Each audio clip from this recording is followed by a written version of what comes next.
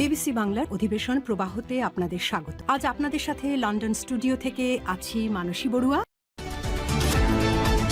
আন্তর্জাতিক বাংলা সংবাদে আপনাকে স্বাগত। আমাদের হাতে এসে পৌঁছেছে ইরান ইসরায়েল যুক্তরাষ্ট্রের যুদ্ধের সর্বশেষ গুরুত্বপূর্ণ সবথেকে তাজা আপডেট সংবাদ আপনাদের জানিয়ে দিব। প্রথমেই জানাবো সবথেকে দুঃখজনক একটি সংবাদ। ইরান যুদ্ধবিরতি করতে রাজি হয়নি, ভেঙে গেল যুদ্ধবিরতি, আবারও ভয়াবহ পাল্টাপাল্টি হামলা শুরু। হরমুজ ইস্যুতে সৌদি যুবরাজের সঙ্গে চীনা প্রেসিডেন্টের ফোনালাপ। আমেরিকা অনেক চেষ্টা করেও ইরানকে রাজি করাতে পারেনি যুদ্ধবিরতি করানোর জন্য। পরিস্থিতি এখন অনেক বেশি খারাপ অবস্থায় চলে গেছে। মার্কিন যুক্তরাষ্ট্র কোনোভাবে ইরানের সঙ্গে পেরে উঠছে না, তাই তারা এখন হরমুজ প্রণালীতে নৌ অবরোধ দিয়ে রেখেছে। তবে এখান থেকেই তৃতীয় বিশ্বযুদ্ধ শুরু হয়ে যেতে পারে।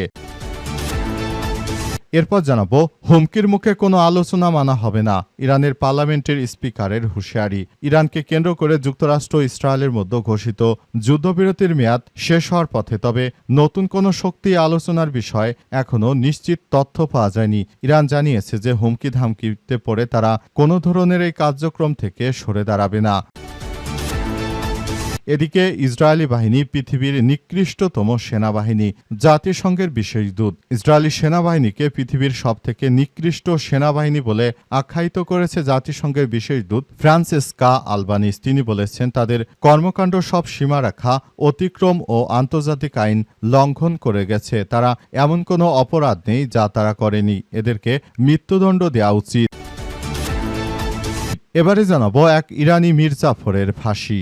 ইসরায়েলের গোয়েন্দা সংস্থা মোসাদের সঙ্গে সংশ্লিষ্টতা এবং ইরানের বর্তমান যারা সরকার রয়েছে তাদের বিরুদ্ধে ষড়যন্ত্র করা এবং ইরানের বিভিন্ন মসজিদে আগুন দেওয়ার মূল হোতা এক ইরানি মির্জাফরের ফাঁসি কার্যকর করছে ইরানের ইসলামী বিপ্লবী গার্ড বাহিনীর সদস্যরা।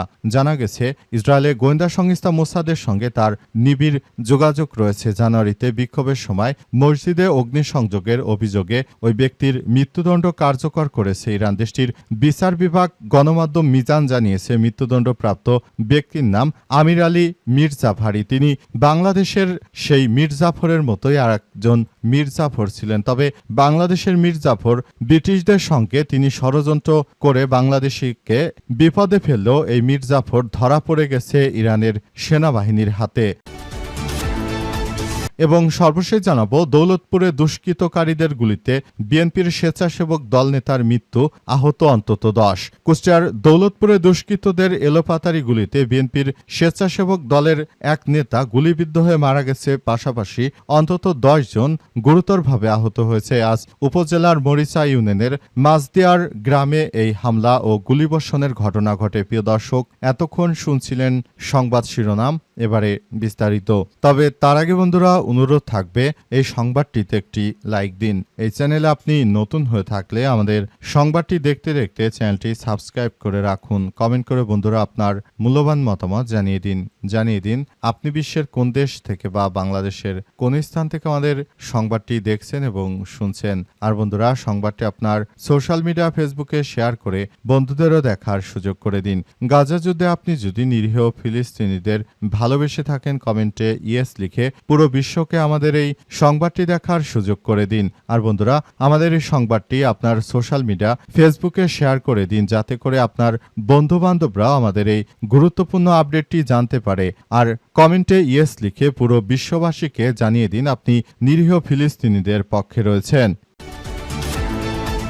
হরমুজ ইস্যুতে সৌদি যুবরাজের সঙ্গে চীনা প্রেসিডেন্টের ফোনালাপ। সৌদি আরবের যুবরাজ মোহাম্মদ বিন সালমানের সঙ্গে ফোনালাপ করেছেন চীনের প্রেসিডেন্ট শি জিনপিং। এর সময় হরমুজ প্রণালী দিয়ে জাহাজ চলাচল স্বাভাবিক রাখার আহ্বান জানিয়েছেন শি জিনপিং। তিনি জানিয়েছেন যে হরমুজ প্রণালী নিরাপদে রাখার জন্য আমাদের এখনই আরও বড় ভূমিকা পালন করতে হবে। তিনি আরও জানিয়েছেন যে হরমুজ প্রণালী অত্যন্ত গুরুত্বপূর্ণ একটি বিষয়। হরমুজ প্রণালী দিয়ে আমাদের জাহাজ চলাচলের ছাড়ার কোনো বিকল্প আমাদের এই মুহূর্তে হাতে নেই। সুতরাং আমরা মনে করি যে এই মুহূর্তে আমাদেরকে অবশ্যই এসব বিষয় খুবই গুরুত্ব সহকারে কাজে লাগাতে হবে। সে সময় চীনের পক্ষ থেকে আরও জানানো হয়েছে যে চীন চায় সৌদি আরবকে নিয়ে একটি শান্তিপূর্ণভাবে আলাদা একটি জোট গঠন করতে। সৌদি আরবের উচিত মার্কিন যুক্তরাষ্ট্রের যে জোটে তারা রয়েছে বর্তমান, এই জোট থেকে তাদেরকে সরে দাঁড়ানো উচিত, যাতে করে ভবিষ্যতে আরও ভালো কিছু হয় এবং তারা ভালো কিছু করতে পারে এমন একটি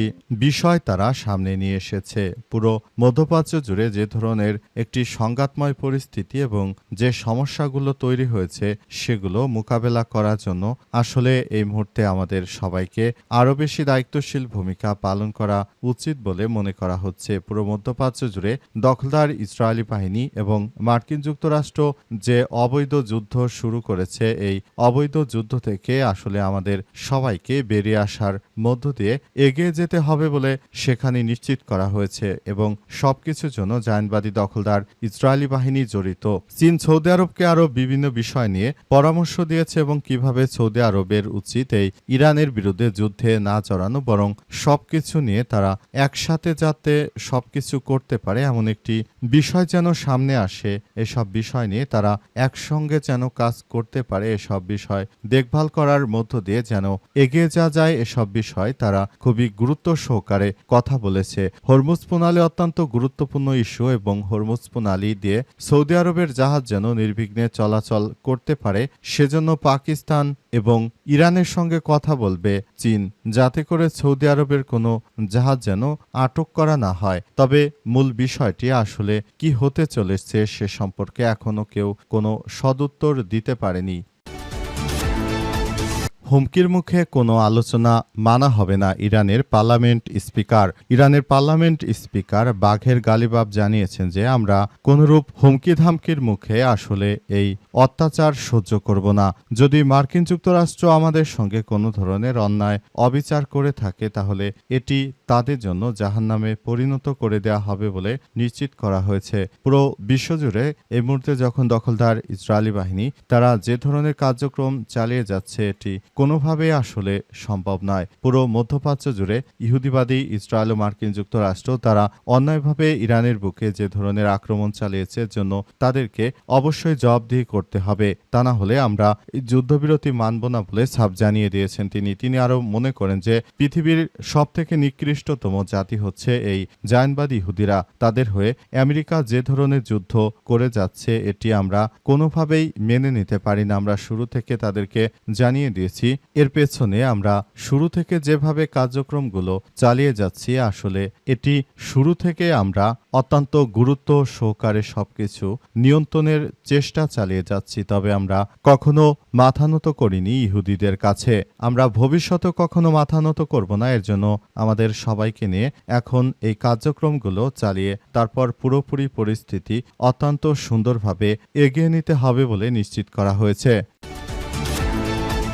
ইসরায়েলি সেনাবাহিনী পৃথিবীর নিকৃষ্টতম জাতিসংঘের বিশেষ দূত। ইসরায়েলি সেনাবাহিনীকে পৃথিবীর সবথেকে নিকৃষ্টতম একটি বাহিনী হিসেবে উল্লেখ করেছে জাতিসংঘের বিশেষ দূত। তারা জানিয়েছে যে পৃথিবীতে যত সেনাবাহিনী রয়েছে তাদের মধ্যে সবথেকে নিকৃষ্ট বাহিনী হচ্ছে ইসরায়েলের কুখ্যাত সন্ত্রাসী বাহিনী। এরা সেনাবাহিনী নয়, এরা হচ্ছে সন্ত্রাসী বাহিনী। কারণ এই সন্ত্রাসীরা যেভাবে নিরীহ ফিলিস্তিনিদের উপর অত্যাচার করেছে হামলা, তারপর তাদের উপর এমন কোনো অত্যাচার নেই যেটি তারা করেনি।